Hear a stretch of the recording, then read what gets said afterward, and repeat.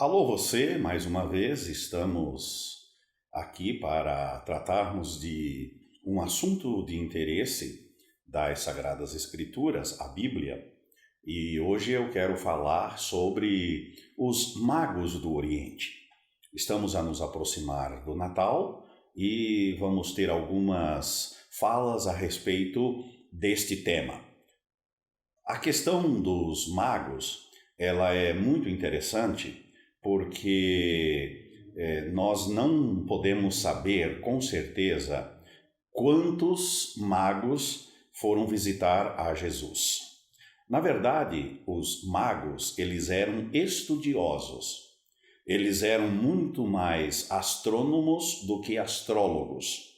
Naquela antiguidade, naquele período, havia uma mistura entre aquilo que nós entendemos hoje como astronomia e astrologia.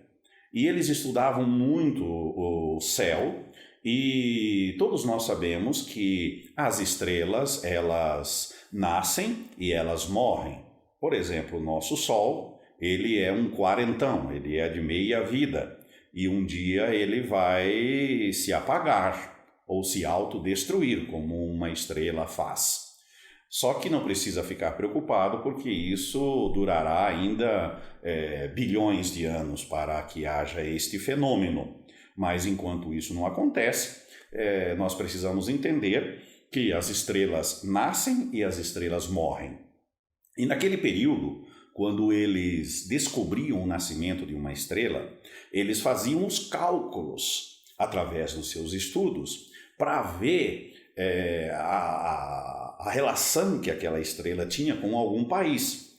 Eles entendiam que quando uma estrela nova surgia no céu, era que um novo rei havia nascido no mundo. Um rei poderoso, queria governar, queria dominar não só o país, mas também todas as nações. E então eles descobriram pelos seus cálculos que a estrela os seus estudos estavam apontando para Israel, né? E eles então foram até lá. Agora, precisamos entender que nem a Bíblia, nem outros escritos, nem a história nos afirma quantos eram estes magos. Alguns falam em reis magos, eles não eram reis, eles eram conselheiros ali do governo da Babilônia. E eles não eram simplesmente reis que foram visitar Jesus, não. Eles eram pessoas estudiosas que davam conselhos aos reis. Portanto, após eles descobrirem isso, eles viajam. Mas quantos eram esses magos? Nem a Bíblia, nem a história afirma. A Bíblia diz assim, alguns magos, uns magos. E nunca na matemática, uns é sinônimo de 3. Não. Agora, nós temos na Igreja do Ocidente o número variado de magos. Algumas igrejas antigas falavam em 2 magos, outras igrejas falavam em 7 magos. No Oriente havia o número 11 como tendo predileção. Por que o número 11? Porque era o número dos fiéis discípulos de Jesus Cristo. Algumas igrejas também falavam no número 12. Os retratos ou as pinturas, as gravuras mais antigas, falam em 2 magos, apresentam a figura de 2 magos. E como que surgiu essa história de serem 3 magos? A Helena, que era mãe de Constantino, ela gostava muito de viajar à Terra Santa e ela tinha o costume de dizer exatamente o local em que as coisas tinham acontecido, e em alguns relatos ela dizia quem estava presente, e neste caso ela é que asseverou e começou a tradição de serem 3 reis magos. Ela era uma pessoa muito mística e dizia ter certas revelações. Ela foi aos cemitérios lá em Jerusalém, ao local dos mortos, e ela colocou, então, e disse o exato lugar onde estaria o túmulo de Jesus. Ali se construiu uma igreja, e aquela igreja, portanto, é considerada pelo catolicismo e pela cristandade como a igreja onde Jesus foi enterrado, onde Jesus foi sepultado. E de lá para cá, muitas visitas são feitas a este local, mas isto é apenas mera suposição. Isto é mais fake do que fato. E a mesma coisa acontece aqui com os magos. O que aconteceu? Ela estava indo para Jerusalém e teve uma espécie de visão, pois ela e a sua comitiva, os estudiosos que com ela estavam, viram 3 esqueletos deitados no chão ali, né? Esqueletos mortos. E ela então disse, através de uma visão, que aqueles esqueletos seriam dos magos.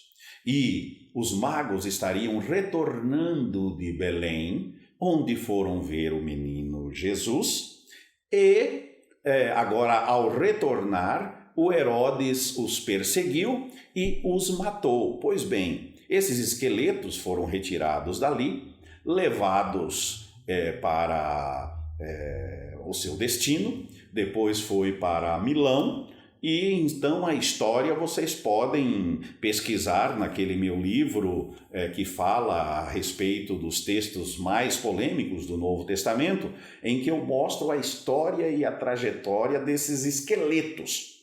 Mas isso foi apenas algo que surgiu na cabeça de Helena, a mãe de Constantino.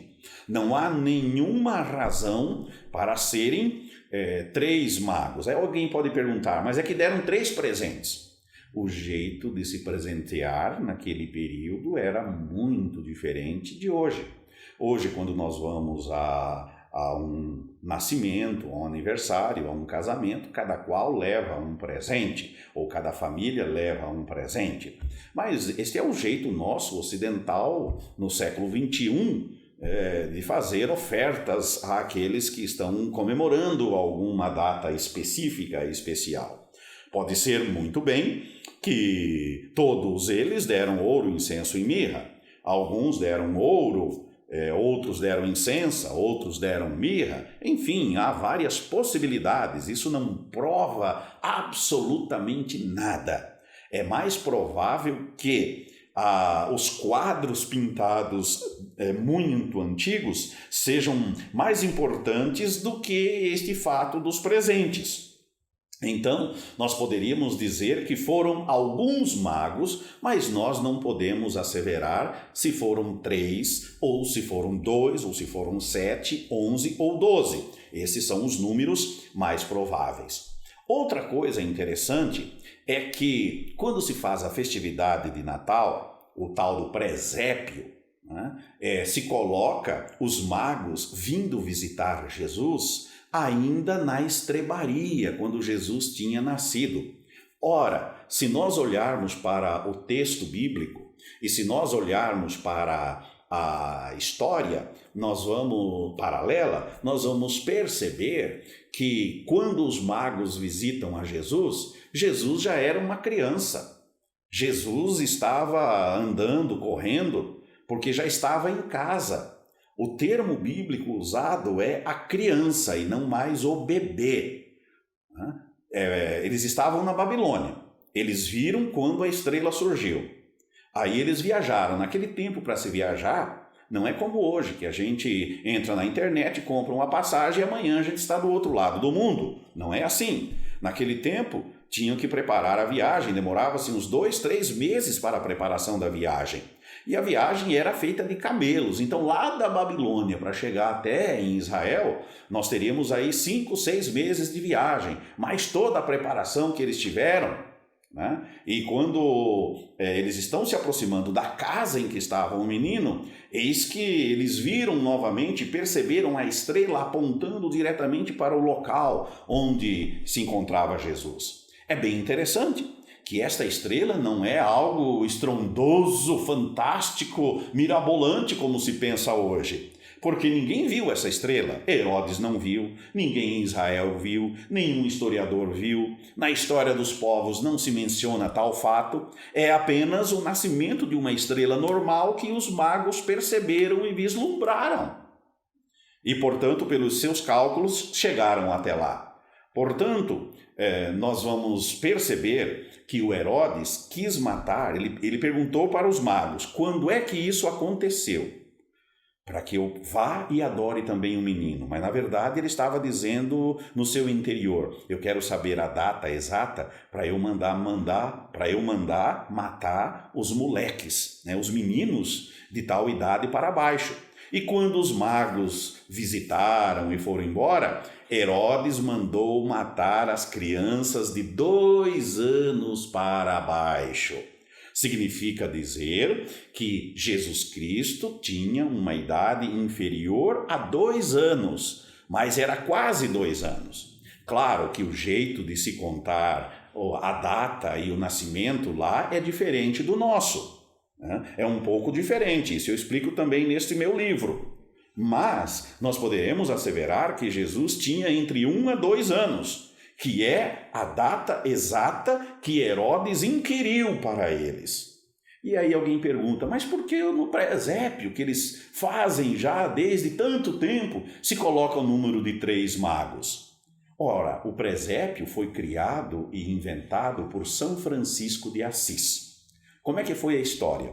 São Francisco de Assis estava no interior da Itália e ele queria falar do nascimento de Jesus para os agricultores. Não se tinha livros, não se tinha internet, não se tinha nada dessas coisas que hoje em dia nós temos com exatidão. Então o que ele fez? Ele pegou na areia e fez um burrinho, fez uma vaquinha, fez ali o José, a Maria, fez o Jesus pequenino e fez os 3 magos, porque em 1223, quando ele fez isso, explicando aos agricultores, nós já tínhamos aí 800, 900 anos de tradição que vem da rainha Helena de que os magos eram em número de 3. Portanto, o presépio foi uma criação dele para evangelizar e para falar para os agricultores acerca do nascimento de Jesus. Só que isso ficou tão nítido e foi tão especial que aí espalhou para o mundo. Aqui no Brasil, o presépio chegou no século XVII. Então foi como várias histórias que foram se desenvolvendo durante o tempo. Então o presépio não é algo que foi criado no tempo de Jesus, nem na igreja primitiva e nem nos primeiros séculos. Foi criado no 13º século. E se, ao criar a história, que não tinha finalidade histórica, nem científica e nem provar coisas a respeito daquilo, era só era uma intenção de falar para os agricultores sobre o nascimento de Jesus, ele não tem valor histórico algum, não tem valor científico nenhum. Portanto, fica bem elucidado pelo texto bíblico, quando Herodes manda matar as crianças de 2 anos para baixo, que Jesus tinha quase 2 anos e estava em sua casa em Belém, não estava mais na estrebaria. Jesus já era uma criança que provavelmente andava, corria e falava. Pois se fosse na estrebaria, a Maria não teria dado como oferta lá no 8º dia, quando Jesus foi ao templo, oferta de pobretões. Não. Se ela tivesse recebido ouro, incenso e mirra, ela teria dado um presente valioso no templo. Mas esses presentes só vieram posteriormente. Portanto, muito do que nós temos aí na história dos magos é pura tradição, é algo não científico e nós precisamos, com mais afinco, estudar para que possamos verificar a validade dessa questão a respeito dos magos. Sugiro, então, mais uma vez, aquele meu livro que pode ser adquirido no Amazon e em qualquer outra loja de vendas de livros, Como Entender os Textos Mais Polêmicos da Bíblia, Evangelhos Sinóticos. Também você pode acompanhar as nossas redes sociais para ouvir outras explicações a respeito do texto bíblico. lá no YouTube da Fabapar, no Facebook da Fabapar e também no meu canal pessoal Jaziel Explica. O Ziel ali é com Z, Jaziel Explica. Um grande abraço para vocês e tudo de bom!